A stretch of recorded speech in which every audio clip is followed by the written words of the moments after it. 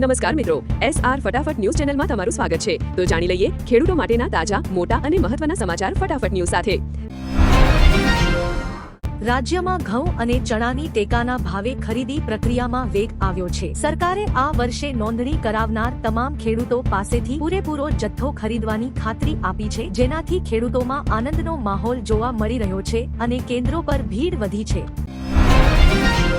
હવામાન વિભાગ દ્વારા આગામી 48 કલાકમાં ઉત્તર ગુજરાત અને સૌરાષ્ટ્રના કેટલાક વિસ્તારોમાં હળવા કમોસમી વરસાદની આગાહી કરવામાં આવી છે। આ સમાચારથી તૈયાર પાકને નુકસાન થવાની ભીતિ સેવાઈ રહી છે, જેથી ખેડૂતોને પાક સલામત સ્થળે ખસેડવા સૂચના અપાઈ છે। કેન્દ્ર સરકાર દ્વારા PM કિસાન સન્માન નિધિ યોજનાનો 17મો હપ્તો ટૂંક સમયમાં ખેડૂતોના ખાતામાં જમા કરવામાં આવશે। રાજ્યના લાખો ખેડૂતોને આ આર્થિક સહાયથી વાવણી પૂર્વેની તૈયારીઓમાં મોટી મદદ મળશે તેવી આશા છે।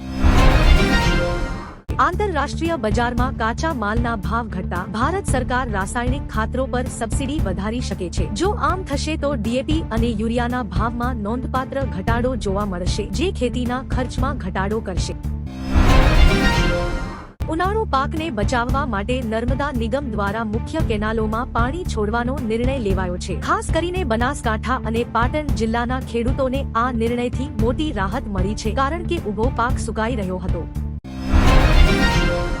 ગુજરાત સરકાર દ્વારા સૂક્ષ્મ પિયત પદ્ધતિ એટલે કે ડ્રીપ ઇરિગેશન અપનાવતા ખેડૂતોને 80% સુધીની સબસિડી આપવાની જાહેરાત કરવામાં આવી છે। પાણીની બચત અને વધુ ઉત્પાદન માટે આ યોજનાને ખેડૂતોનો બહોળો પ્રતિસાદ મળી રહ્યો છે।